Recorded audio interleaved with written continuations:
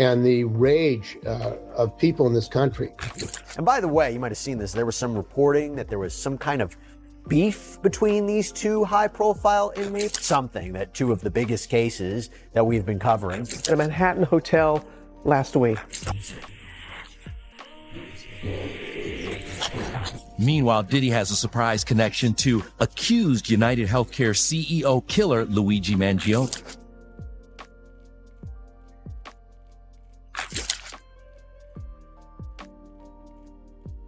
The entertainment world has been rocked by unexpected developments linking Luigi Mangione, an enigmatic figure in the business world, to the ongoing legal drama surrounding Diddy Combs. As Diddy faces mounting allegations, Mun's name has surfaced, leaving many to question the nature of their connection and its broader implications. In a shocking twist, two of the most high-profile criminal cases currently dominating headlines have become unexpectedly intertwined. Luigi Mangione, the man accused of assassinating United Healthcare CEO Brian Thompson in broad daylight in Midtown Manhattan, shares a surprising legal connection with music mogul Diddy Combs, who faces serious federal charges of trafficking and racketeering. While their crimes are vastly different, their legal defenses are now overlapping in a way no one could have predicted.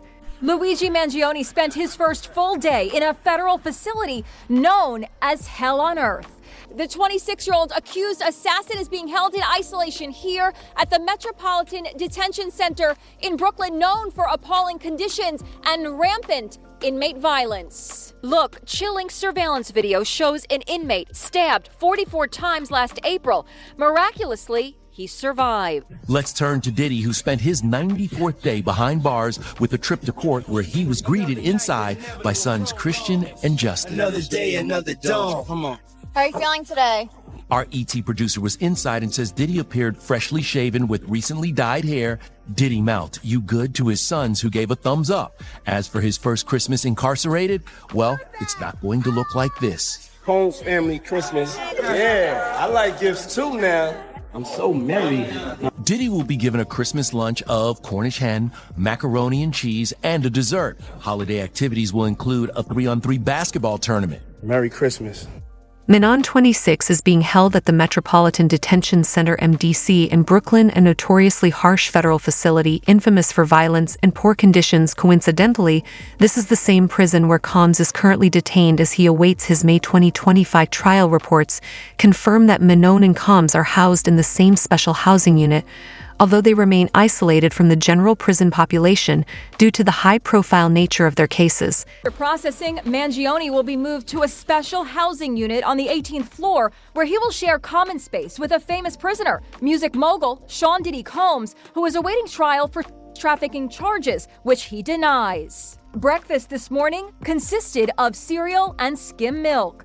Lunch was a fish sandwich, baked potato, and green beans. Dinner is Italian, lasagna with meat sauce or pasta fagioli. During the holidays, it's terribly lonely. He will be able to get a holiday visit, assuming visitors are approved. I don't think that will happen at this time. Sam Mangle is a prison consultant familiar with the facility. If you were counseling Mangione, what would you tell him to survive? Try to keep as low profile as possible. Obviously, where he is now, he will be fine. If he is sentenced to time, he will be extorted because of his family. He absolutely will be taken advantage of, whether it's physically, financially, emotionally. Today, questions are being raised about the massive display of force used when Mangione was brought to New York City. Even Mayor Eric Adams was there to look him in the eye. I want to send a very clear and loud message that this act of terrorism would not be tolerated in this. But the most shocking connection lies within their legal teams. Luigi Mangione recently retained AED Karen Fredman Agnifilo as his defense attorney. Karen is married to Mark Agnifilo, who just so happens to be representing Diddy in his federal trafficking case. Mark Agnifilo, a high-profile criminal defense lawyer, is expected to assist Karen in defending Mangione, creating a surprising overlap between these two infamous cases. This power couple is now navigating two of the most high-profile and complex criminal defenses in the country. Meanwhile, Diddy has a surprise connection to accused United Healthcare CEO killer Luigi Mangione. Luigi just hired defense attorney Karen Friedman Agnifilo, who is married to Diddy's lawyer Mark Agnifilo. Of course, the 26-year-old alleged murderer has become a social media symbol. It's Saturday. Over the weekend, the online obsession got the SNL treatment with new cast member and Luigi lookalike Emil Joaquin. This whole thing's kind of been a roller coaster for me, but on the other hand, I've gotten some of the horniest DMs of my life. The internet wants to cast stars like Dave Franco and Cooper Koch as possible actors to portray Luigi on screen. Cooper, who is Golden Globe nominated for his portrayal of Eric Menendez, told us it's too soon. I think I have to take a departure from the crime scenes and do something else. But I did find that hilarious. The connection between Mangione and Combs raises interesting questions about legal strategy, media attention, and the influence of shared defense resources. Both cases are under intense public scrutiny, and both defendants face serious life-altering consequences if convicted. The Agnos are now tasked with defending two high-profile clients accused of vastly different crimes, but equally vilified in the public eye. Your Honor, he's not a symbol. He's somebody who is afforded the right to a fair trial. He's innocent until proven guilty. Luigi Mangione, the man accused of gunning down the United Healthcare CEO in the middle of Manhattan, won't be back in court when we had expected. His federal court date's been pushed back so that his formidable defense team and one of the country's most successful prosecution offices can prepare to do battle. This comes as we are learning new details about Mangione's background and what he allegedly did to prepare for this apparent assassination. Attorneys for Sean Diddy Combs are fighting a lot of battles on a lot of different fronts lately and likely spent their holiday crafting motions to try to curtail the amount of legal action the disgraced music mogul is facing. But one of the strangest cases involves a Michigan prison inmate who claims that Combs raped him in the 90s. A judge had initially granted a massive $100 million judgment in his favor, but after that was overturned, Derek Cardello Smith is now pushing forward with his lawsuit, and he says he plans to call pop icon Jennifer Lopez as a witness. Luigi Mangione is facing both federal and state charges, including first-degree murder, criminal possession of a weapon, and terrorism-related charges after allegedly gunning down United Healthcare CEO Brian Thompson. Prosecutors claim Mangione used a ghost gun partially made from 3D printed parts to carry out the assassination.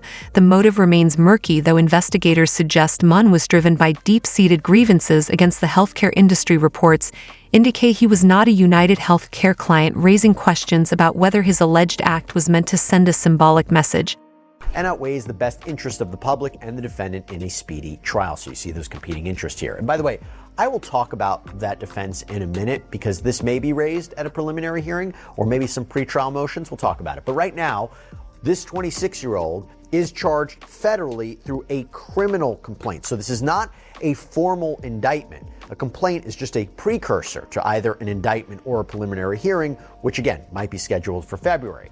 But just days after that, Mangione is scheduled to be in state court for an appearance because that is where he has already been indicted. Mangione is charged in New York State Court with 11 counts, including murder in the first degree, criminal possession of a weapon, and having a forged instrument.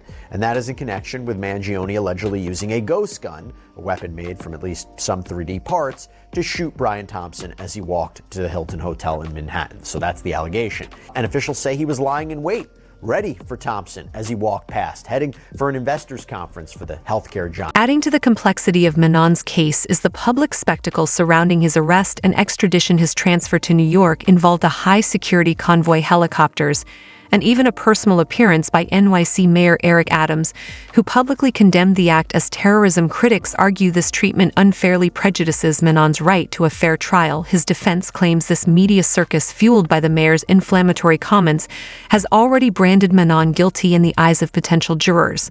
But there have been a lot of critiques surrounding how much of a circus this case has already become.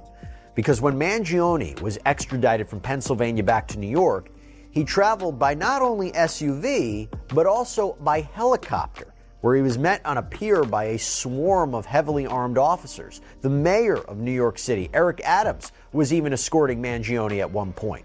And while it gave the appearance of wanting to make sure Mangione didn't harm anyone, or maybe I should say that no one were to step in and actually help him, because there was this fanfare of after his arrest, people really came to support him, I think it was also to set a stage that this can't be tolerated, that this is an incredibly serious crime, and we have to warn that any other copycats out there, or potential copycats, there will be severe consequences.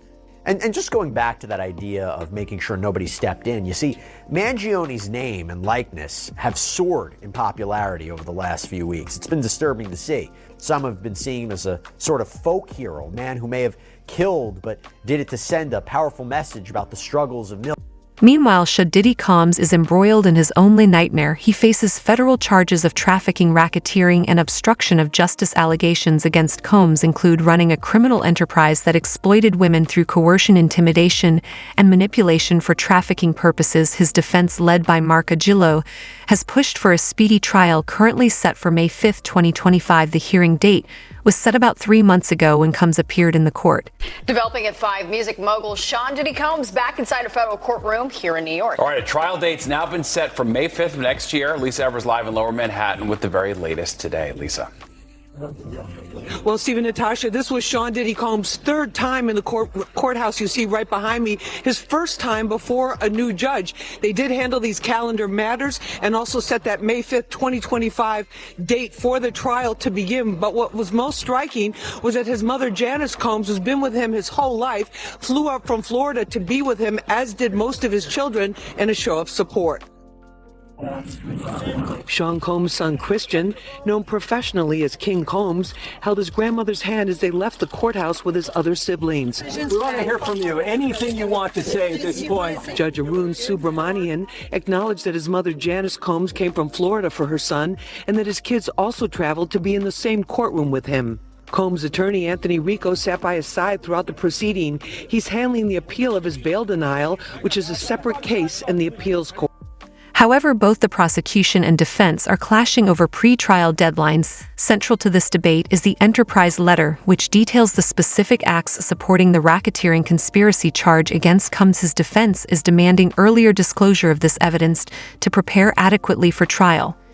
Saju 7, and the rage of people in this country who've seen their families who themselves have been subjected to privatized health care denials that blew up, and at the entire majority of people, I mean even people on TV, commentators on CNN, were complaining that they couldn't get they were being Dini, and these are not poor people. They make hundreds of thousands of dollars, but we're talking about a system. That's what we're talking about. It's not one person. It's not Luigi. It's not Brian Thompson. It's a system of how our society is organized. And that's why the solution is not individual. I don't believe it individual action. That's not going to change the system. But what that murder did show is that millions and millions of people in the United States, the vast majority of people in the United States, are fed up with this capitalist control of healthcare. As both cases unfold, public interest will undoubtedly intensify. Manon's terrorism charges and Combs' racketeering and trafficking allegations touch on sensitive societal issues, corporate greed, systemic abuse, and the failures of the justice system. These cases force the public to grapple with difficult questions about power, accountability, and the legal system's ability to deliver justice. So what do you think? Are these just wild conspiracy theories, or is there a darker reality lurking behind the glitz and glamour of fame? Let us know in the comments below, and don't forget to like this video, subscribe for more updates, and hit that bell so you never miss a thing. And thanks for watching Celebrity Spill, guys.